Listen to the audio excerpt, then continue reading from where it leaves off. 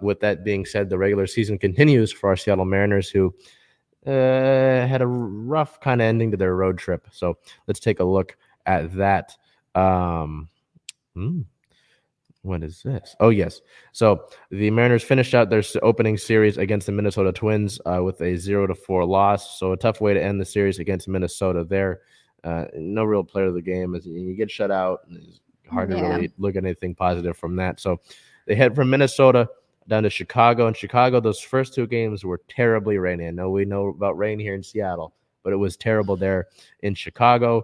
Head down to the Windy City. In the first game of the series on the 12th, the White Sox would win that game over the Mariners 3-2. Player of the game, designated hitter Eugenio Suarez, going for 2-for-4 with a run and an RBI. On the 13th, at the White Sox, losing that game 4-6. Player of the game, first baseman Ty France, going 1-for-4 with a run and 2 RBIs. This was a game that the rain was just pouring down the first few innings, and it was the infield was like a swamp. And there was one point in the second inning where manager Scott Service looked over to one of the umpires and said, "What are we doing? Why are we playing this game?" Here, Robbie Ray couldn't properly land on his plant foot, and you're like, "Hey, this is how people get injured." Luckily, we didn't see any of that from that game, but that was still concerning, and kind of amazed that was able to happen, because it was also interesting to note too, as a pitcher, you're gonna probably play better when the ball's not getting knocked out of your hand by the rain, as opposed to when it is, right?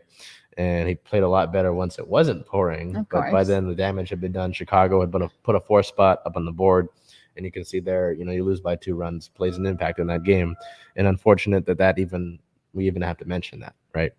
And then to close out the series, in the final game, in the Windy City on the 14th, the Mariners would win that game 5-1. 2 players of the game here: pitcher Logan Gilbert, going 5 innings, 4 hits, 1 run. None of them earned. That 1 run wasn't earned, pardon me, with 4 strikeouts. And then the other player, right fielder Jared Kelenic, going 2-for-4 with a run and 2 RBIs, slamming a 2-run homer that clanked off the right foul pole.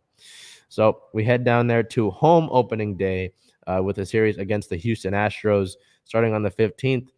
That would be Jackie Robinson Day, the home opener for the Mariners, winning that game 11-1. A real dismantling of Houston there. 2 players of the game here: pitcher Marco Gonzalez, after having a rough first start out in Minnesota, went 7 innings, giving up only 4 hits, 1 run, that 1 run being earned, and striking out 6. Second player of the game, leadoff man, second baseman Adam Frazier, going 4-for-5 with 2 runs and 4 RBIs. Both of those guys who had kind of struggled a little bit out in Minnesota. And even in Chicago, Marco didn't play in Chicago, but Frazier, as a leadoff guy, kind of struggled. Some unlucky at bats, had an error here in that second Minnesota game. But I mean, you see there, 4-for-5 from the leadoff spot is pretty good. You set up the rest of the lineup for success. Marco goes 7 innings against a Houston team that for years has been really successful. Really good bounce back start. Really good game to obviously open up as a home opener for the fans. Jackie Robinson Day. Ichiro would be on hand to throw the ceremonial first pitch to Julio Rodriguez, 2 guys that had been well documented as, kind of being friends, since Julio's call up and through spring training. So here's the backstory for this. I don't know if you're going to be able to see this when I put it on the screen here, but there's the patch. Ichiro is wearing his 2001 uniform, his full uniform, and he threw the fastest ceremonial first pitch ever at 84.5 miles per hour. So full windup, full uniform and everything. Ichiro continues to be himself, and it was really incredible to see that.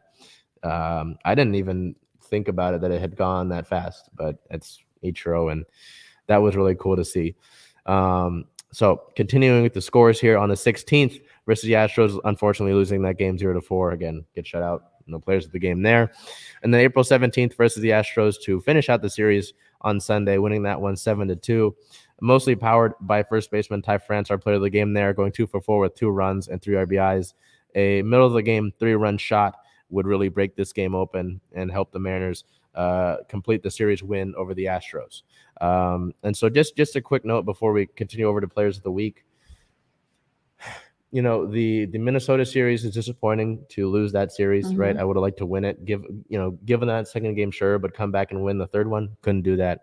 Chicago was really unfortunate because of how much wind played into that. Even in that game they won, it's the Windy City, right? And Yes. the wind really played into some of those fly balls. But if you're going to be a playoff team, right, and you want to win the division for the first time in God knows how long, I think it was that early 2000s stretch, and you want to make the playoffs, you're going to have to win series, and especially against good teams, and especially against the top teams in your division. You did that here against Houston. You got to continue that. Yeah. By the time we reach the All-Star break, you'll be done playing Houston, which is kind of weird, right? You'll be done playing a division rival by like mid-season. Mid-season, yeah. MLB scheduling, don't get me started. Okay.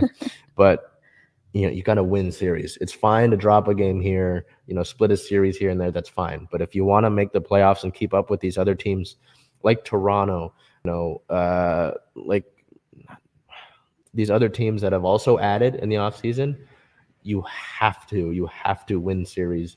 You have to split them.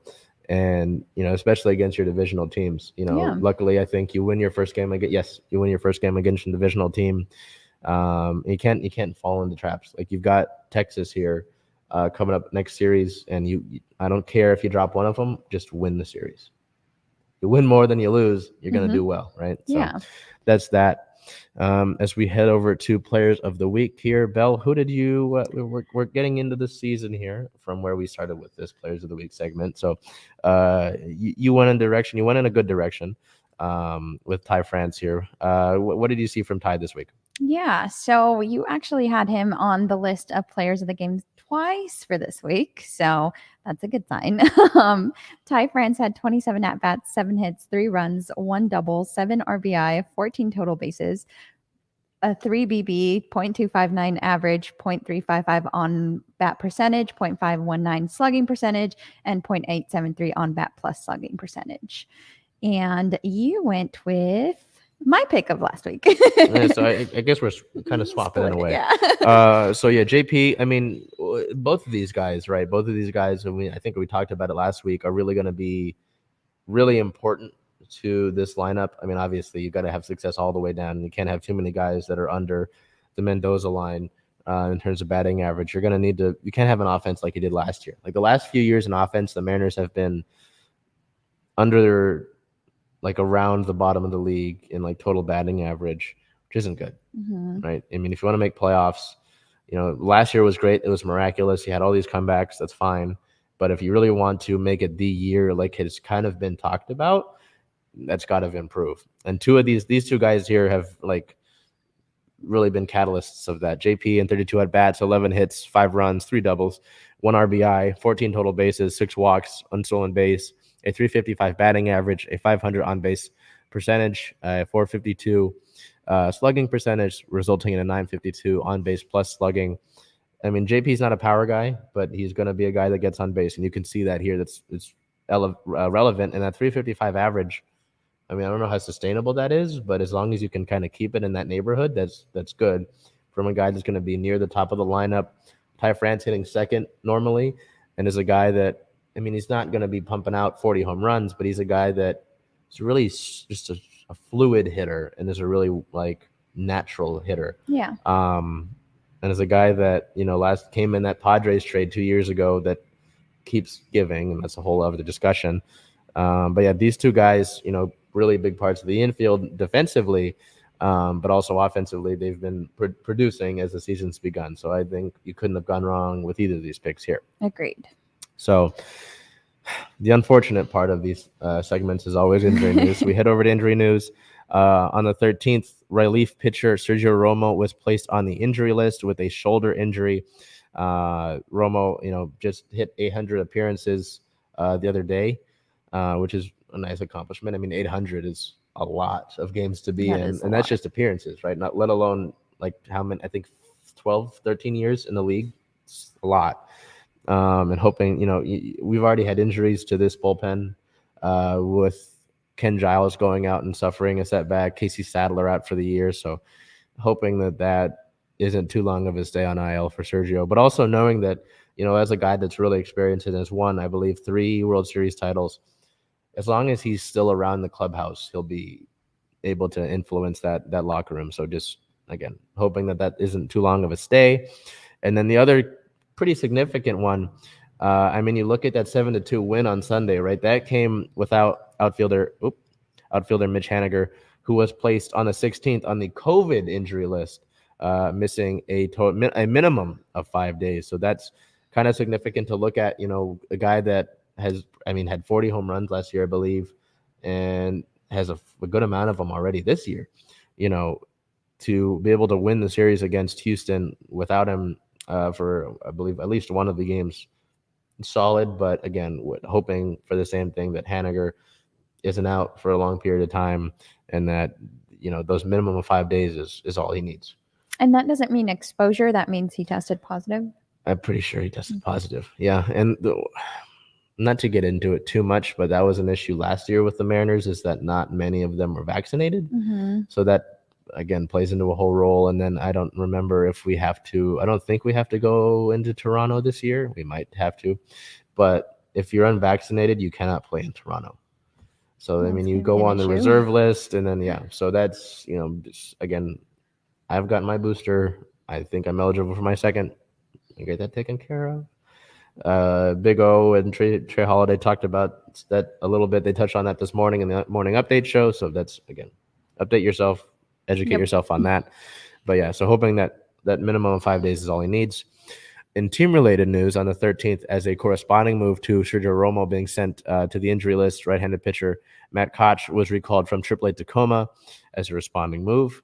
And then on the 16th, as a corresponding move to Haniger being placed on the COVID IL, infielder Donovan Walton was recalled from AAA Tacoma in a corresponding move. Also on the 16th, the team acquired right-handed pitcher Riley O'Brien from the Cincinnati Reds, in exchange for a player to be named later or cash considerations.